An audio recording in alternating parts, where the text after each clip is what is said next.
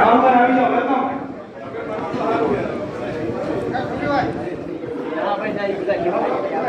ફરી વખત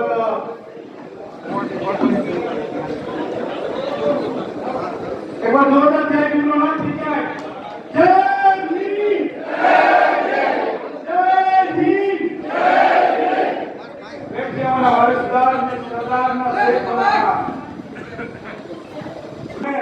જયને ચિત્રને દિલીપભાઈ વેઠી અને પુષ્પહાર અર્પણ કરી રહ્યા છે ત્યારે આપણે જય ભીમનો નાદ થઈ જાય મિત્રો જય ભીમ જય જય જય જય જય ભીમ જય જય જય જય જય ભીમ જય ભીમ ખૂબ ખૂબ ધન્યવાદ જેમણે પણ સહયોગ કર્યો એ બધાનો ખૂબ ખૂબ આભાર જય ભીમ નમો બુદ્ધાય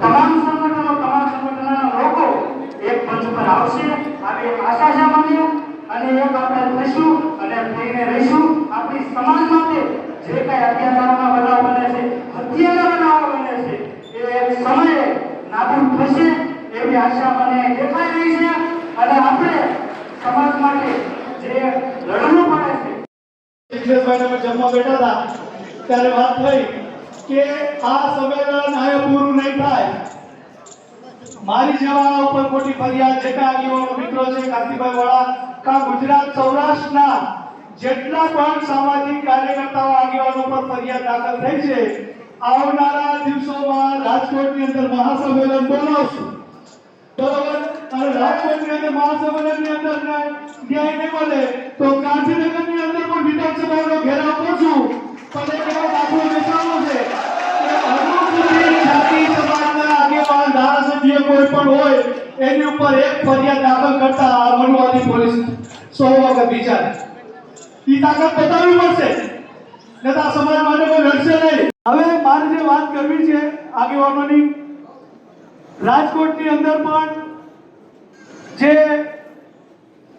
એક યુવાનનું મર્ડર થઈ ગયું હતું એ પણ કાર્યકર્તા પત્રકાર હતો એના મર્ડર પછી આંદોલન થયું ડેડ બોડી લઈને હોસ્પિટલ ચોકમાં આવ્યા પણ અમુક જાતિવાદી અધિકારીઓ જે ડીસીપી જગદીશ બાગરવાય બરાબર કોઈને નહીં બસ મને એકને જ પકડ્યો આપણે કેમ જિગ્નેશભાઈ આપણા નેતા છે એક જ છે તો ત્યાં કોઈ કીધું હશે કે ડીડી સોલંકી આમાં એક જ છે ડીડી સોલંકીને ઉપાડી લે આખું આંદોલન વિખાઈ જાય ડીડી સોલંકી ધરપકડ થઈ 5 મિનિટની અંદર ડેડ બોડી જૂનાગઢ ભેગી થઈ ગઈ તો આપણામાં સેકન્ડ લીડરશિપ નથી બધા નેતા છે સોશિયલ મીડિયામાં બધી જગ્યાઓ પર પણ ડીડી સોલંકી ધરપકડ થઈ જાય તો 500 લોકો ત્યાંથી હલવા ન જોઈએ એને સંગઠન કહેવાય એને આગેવાન કહેવાય પોલીસના દંડા ભાગી જાય ને આગેવાન ન કહેવાય માય કાંગલો કહેવાય પોલીસના દંડાથી ડરી જાય 4 ફરિયાદ છે મારી ઉપર જગદીશ વાકરવાને મેં એને ચેલેન્જ આપી હતી અમે સામે ફરિયાદ દાખલ કરવાના હતા એટલે ફરિયાદ અમે હોસ્પિટલમાં દાખલ થયા હતા એટલે મારી ઉપર ફરિયાદ દાખલ કરી છે કે હું એની ઉપર ફરિયાદ દાખલ ન કરું મને ચેમ્બરમાં બોલાવી ધમકી આપી કે બધાને છોડી દે તને નહીં છોડું ગુડસી ટોકમાં ફિટ કરી દઈશ મેં કહ્યું તારા બાપ બે થાય મારી ઉપર ફરિયાદ તો દાખલ ન કર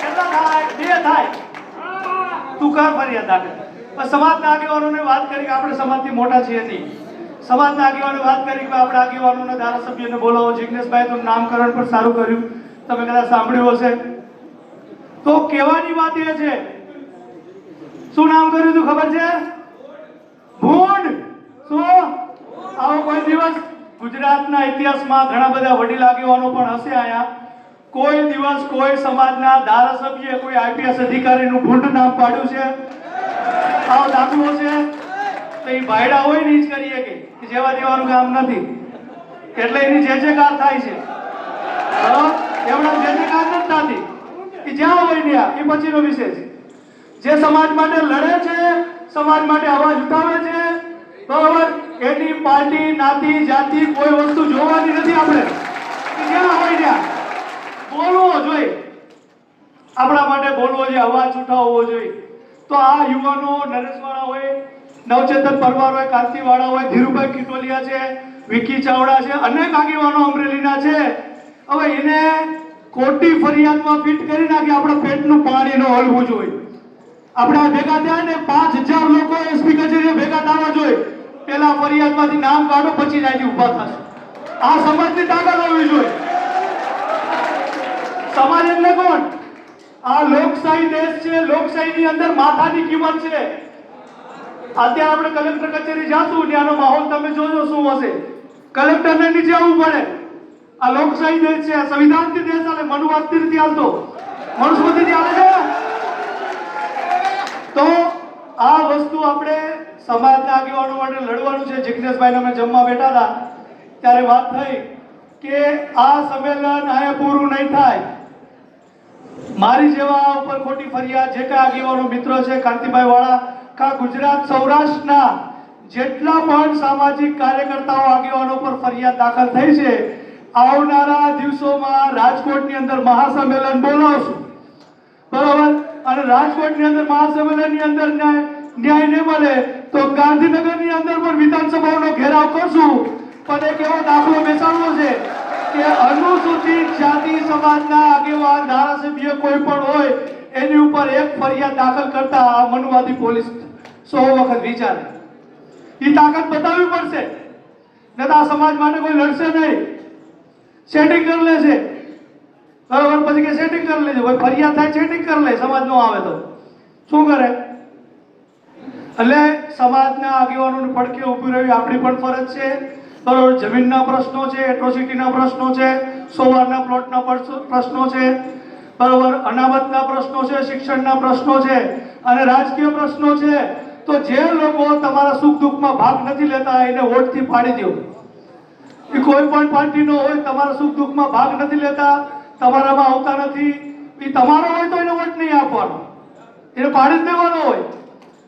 અને એક બીજો પાડવો તો તમારે લાકડી હાથમાં લેવી જ પડશે. જે ચૂંટાયેલો પ્રતિનિધિ કોઈ પણ પાર્ટીનો, સંગઠનનો જ્યાંનો હોય, તમારા સુખ દુઃખમાં આવતા નથી, તમારા ફોન ઉપાડતા નથી, એક દિવસ એના ઘરે જે ધરણા કરવાનું ચાલુ કરો, એને બહાર કાઢો. તું અમારી અનામત સીટ ઉપરથી ચૂંટાયેલો છે, કેમ બોલતો નથી? એને ડર નથી તમારો. તમે જાઓ છો કલેક્ટર કચેરી, એસપી કચેરીએ, એની પાસે કોઈ નથી. એ તમારું પ્રતિનિધિત્વ કરે છે, તમારો નેતા છે, એને ડર જ નથી સમાજનો કોઈ. એટલે પાર્ટીની ટિકિટ એને કાપી નાખે, આપી દે, જે કાંઈ કરે એટલે પાર્ટીનો ડર છે, એટલે પાર્ટીનો વફાદાર છે. તમે એકવાર એને જાહેરમાં ફટાકા મારશો ને, બરાબર, એને ડર બેસાડી દેશો એટલે તમારું તમે કહેશો એટલું કરશે. બરાબર? बाकी दिलो जान से फौलादे हम, कायदे आजम के औलादे हम, चट्टाने में हमें रोक नहीं सकते क्योंकि बाबा साहब के नाम से उगले हुए सैलाब है हम. जय भीम, जय भारत. आया पूરું નથી થતું. આ લડતની અંદર ગાંધીનગર જ્યાં પણ જવું પડે સમાજના આગેવાનો માટે લડવા માટે હું ડીડી સોલંકી યુવા ભીમસેના તન મન ધનથી દરેક જગ્યા ઉપર અમે સંઘર્ષના મેદાનમાં ભેગા છે. જય ભીમ, જય ભારત. આભાર. નરેશભાઈ વાળાની રજૂઆત બાદ આ કાફલો કલેક્ટર કચેરી નહીં, અમરેલી એસપી ની કચેરીએ લઈને જવું જોઈએ. અને આજે મારી હાજરીમાં એમને આવેદન પત્ર નથી આપવાનું, અમરેલી જિલ્લા પોલીસ વડાની ઉઘરાણી કરવાની છે. અને મિત્રો, બહુ લાંબુ ભાષણ નહીં કરું. 15મી ઓગસ્ટે મારી શુદ્ધ જાણકારી પ્રમાણે રાજ્ય કક્ષાનો કાર્યક્રમ ધ્વજવંદનનો અમરેલીમાં થવાનો છે. વાત સાચી? બસ તો 15મી ઓગસ્ટે વાળી તો પૂછ. આપણે કાયદા અને બંધારણની મર્યાદામાં રહીને ગુજરાતના મુખ્યમંત્રીને બધા માણસોએ પૂછવા જવાનું છે કે બંધારણમાં માનવાનું તમારી સરકારે બંધ કરી દીધું. આ અમરેલીની અંદર જે આંકડિયાની ઘટના બની એના મુદ્દે તમારું શું કહેવું છે એનો હિસાબ માંગવા પેલા 8 ચોપડી પાસ અને મુખ્યમંત્રીની જોડે આખા સૌરાષ્ટ્ર અને આખા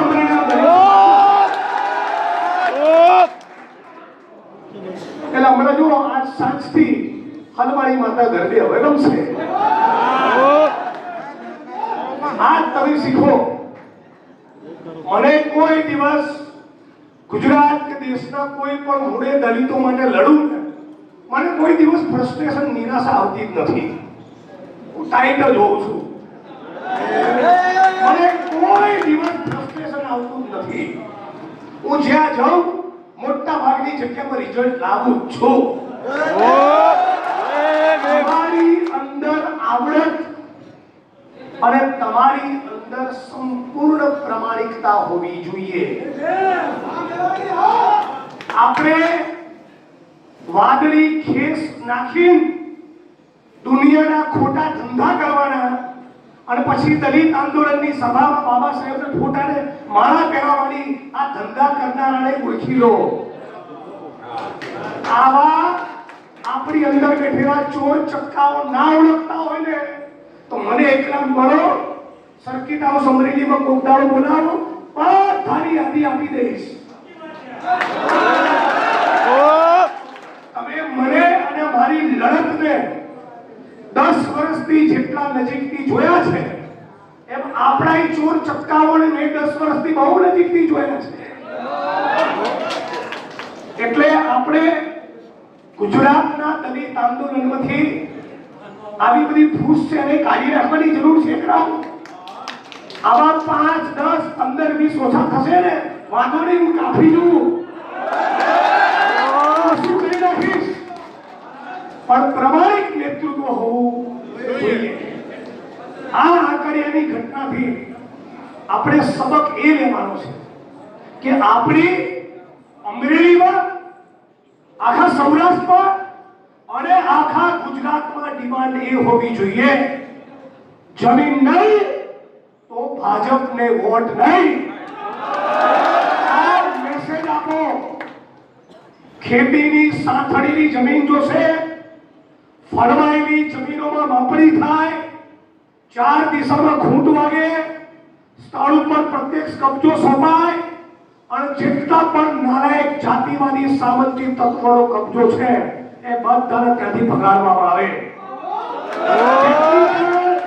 સ્મશાન ભૂમિ નીમ નથી થાય એ બધી સ્મશાન ભૂમિ નીમ કરવામાં આવે. અને ઉનાળા મંચ ઉપરથી મેં નારો આપ્યો તો, ગાયનું પૂછડું તમે રાખો, અમને અમારી જમીન આપો. આજે એ વાતને 8 વર્ષ 9 વર્ષ થયા, 4,500 વીઘા 500 કરોડની જમીન વટકે 7 ખાલી કરાઈ છે.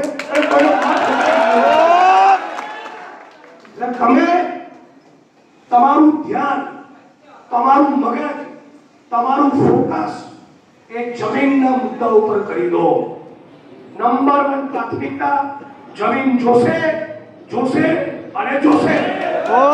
અને આંકડિયાની જોશે, બાબરામાં જોશે, ધારીમાં જોશે, ખાભામાં જોશે, અમરેલીમાં જોશે અને દેશના ખૂણે ખૂણે જોશે. આ વાતનો સંકલ્પ કરવા માટેની આજની સભા છે. ટીડી ભાઈની જોડે જે માણસે બદતમીજી કરી એના રાજકોટમાંથી આવડી ચોપડાઈ હતી, આવડું બહુ થઈ ગયું. અને હજી આ મંચ ઉપરથી કહું છું કે આ નરેશ વાળા, નવચેતન પરમાર, કાંતિભાઈ વાળા અને ડીડી સોલંકી ઘેર સફાઓ યાદ રાખજો, જિગ્નેશ મેવાણીના ભાઈ છે. ફાડી નાખીશ. આ તો ધારાસભ્યો છું એટલે અમુક વાર વચ્ચે જ્ઞાન કરતો હોઉં છું, બાકી કાટ લાગેલો નથી. અને હું તો છે 2,500 આસામની જેટલો આટો ખાઈ રહ્યો છું. આપણને કોઈ એનું ટેન્શન નથી. બાકી ખોપડી ફાટશે તો તમારી ફાડી નાખીશ. એટલે આજે એસપી ને કહેવાનું છે, માનનીય જિલ્લા પોલીસ વડા નહીં, મિસ્ટર એસપી અમરેલી 24 કલાકમાં નવચેતનભાઈ અને નરેશભાઈ વાળાના પોલીસ સ્ટેશનમાંથી જામીન આપી દો.